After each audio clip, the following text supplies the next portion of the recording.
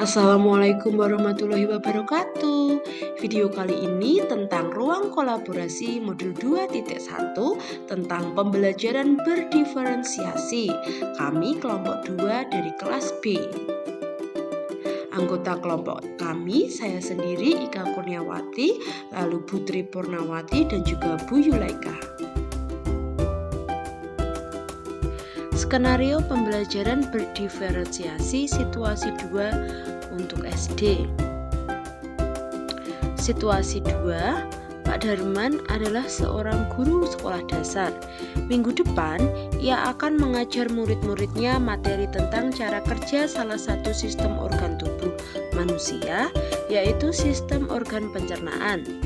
Saat merencanakan pembelajaran, Pak Darmawan mempersiapkan beberapa sumber belajar yang menurutnya akan membantu murid-muridnya belajar sesuai dengan kebutuhannya. Pak Darmawan lalu mempersiapkan daftar kegiatan lengkap dengan instruksinya, misalnya membaca buku, artikel, komik, dan sebagainya, mengamati poster, diagram mendiskusikannya, dan kemudian membuat ringkasan untuk menunjukkan pemahaman tentang isi poster tersebut, mewawancarai petugas UKS, dan menjawab kartu-kartu pertanyaan. Di awal pembelajaran, Pak Darmawan memberikan penjelasan kepada semua murid yang ada di kelasnya tentang tujuan pembelajaran dan konsep kunci yang ingin anak-anak kuasai. Setelah itu, ia meminta murid-muridnya mulai bekerja dalam kelompok. Untuk penugasan kali ini, Pak Darmawan telah mengelompokkan murid berdasarkan tingkat kemampuan murid membaca. Selama proses murid melakukan kegiatan, Pak Darmawan memastikan ia mengobservasi dan memantau pemahaman murid-muridnya. Ia mendatangi tiap kelompok, mengajukan pertanyaan, dan memberi pertanyaan lanjutan kepada murid-murid yang memerlukan bantuan atau perlu diberikan tantangan lebih. Pak Darmawan kemudian melakukan penilaian untuk mengetahui sejauh mana murid-muridnya memahami materi tersebut, kemudian ia membuat penilaian berjenjang. Dari skenario pembelajaran yang telah ditelaah, apakah kebutuhan belajar murid yang berusaha dipenuhi oleh guru tersebut? Sebelum menjawab pertanyaan tersebut, kita dapat mengkategorikan kebutuhan belajar murid paling tidak berdasarkan 3 aspek, yaitu kesiapan belajar, minat murid, dan profil belajar murid.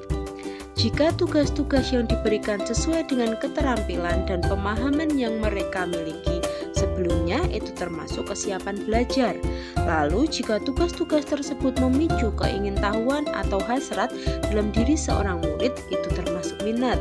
Dan jika tugas itu memberikan kesempatan bagi mereka untuk bekerja dengan cara yang mereka sukai, itu termasuk profil belajar Pancasila.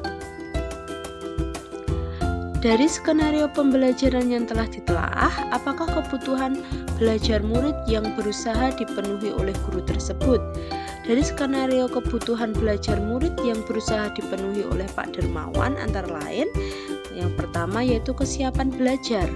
Di awal pembelajaran lewat proses tanya jawab dan contoh-contoh, Pak Darmawan mengelompokkan murid berdasarkan tingkat kemampuan murid membaca, menyesuaikan teks yang dibaca tiap kelompok dengan kemampuan membaca mereka. Selanjutnya, minat murid. Pak Darmawan mempersiapkan beberapa sumber belajar yang menurutnya akan membantu murid. Muridnya belajar sesuai dengan kebutuhannya. Sumber daya belajar yang ia siapkan diantaranya dalam bentuk poster diagram yang menunjukkan bagian-bagian organ pencernaan, bacaan artikel komik sains, video singkat yang menjelaskan tentang bagaimana organ pencernaan bekerja, dan kartu-kartu pertanyaan. Yang terakhir adalah profil belajar murid. Saat menyelesaikan kegiatan, Pak Darmawan menyerahkan keputusan tentang kegiatan mana yang ingin dilakukan lebih dulu. Semuanya diserahkan sepenuhnya kepada muridnya. 2. Bagaimana cara guru memenuhi kebutuhan belajar muridnya?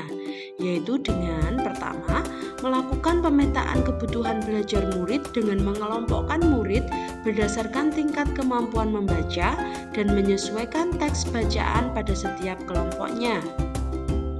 Yang kedua, melakukan observasi dan memantau pemahaman murid-muridnya. Ia mendatangi tiap kelompok, mengajukan pertanyaan dan memberi pertanyaan lanjutan kepada murid-murid yang memerlukan bantuan atau perlu diberikan tantangan lebih. Yang ketiga, menyediakan sumber belajar yang beragam. Lalu melakukan penilaian untuk mengetahui sejauh mana murid-muridnya memahami materi dengan penilaian berjenjang. Selanjutnya yang terakhir, membuat catatan-catatan penilaian selama proses ini. Setiap jawaban murid, pertanyaan murid ia perhatikan, ia gunakan untuk informasi untuk menyesuaikan tingkat bantuan yang ia berikan pada murid. Yang ketiga, strategi pembelajaran berdiferensiasi apa yang digunakan? Yang digunakan oleh Pak Dermawan adalah yang pertama, diferensiasi konten. Guru menyiapkan konten dalam bentuk poster diagram yang menunjukkan bagian-bagian organ pencernaan, buku bacaan, artikel, komik sains, video singkat yang menjelaskan tentang bagaimana organ pencernaan bekerja. Kartu-kartu pertanyaan yang dapat digunakan untuk membantu murid mengkonstruksikan sendiri pemahaman mereka tentang cara kerja sistem organ pencernaan. Yang kedua adalah diferensiasi proses. Pak Dermawan telah mengelompokkan murid berdasarkan tingkat kemampuan murid membaca. Selama proses murid melakukan kegiatan, Pak Dermawan memastikan ia mengobservasi dan memantau pemahaman murid-muridnya. Ia mendatangi tiap kelompok, mengajukan pertanyaan dan memberi pertanyaan lanjutan kepada murid-murid yang memerlukan bantuan atau perlu diberikan tantangan lebih. Pak Dermawan melakukan penilaian berjenjang. Yang terakhir adalah diferensiasi produk dengan membuat diagram alur sederhana yang dilengkapi penjelasan singkat dengan menggunakan kosakata sederhana dan didisplay di kelas untuk murid yang berkemampuan kurang. Membuat cerita narasi tentang alur pencernaan dengan kosakata bervariasi untuk murid yang berkemampuan sedang.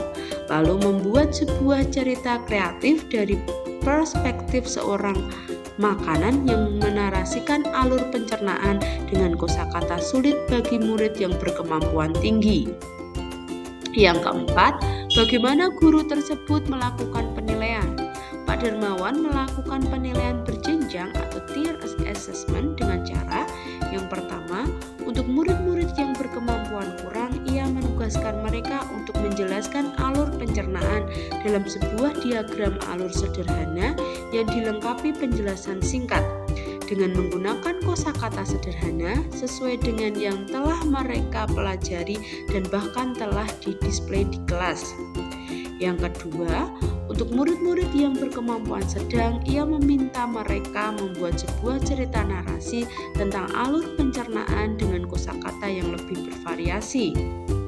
Yang terakhir, untuk murid-murid yang berkemampuan tinggi, ia meminta mereka membuat sebuah cerita kreatif dan dari perspektif seorang makanan yang menarasikan alur pencernaan.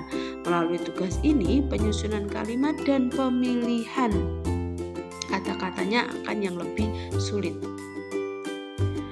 Sekian video kali ini, semoga bermanfaat. Terima kasih. Wassalamualaikum warahmatullahi wabarakatuh.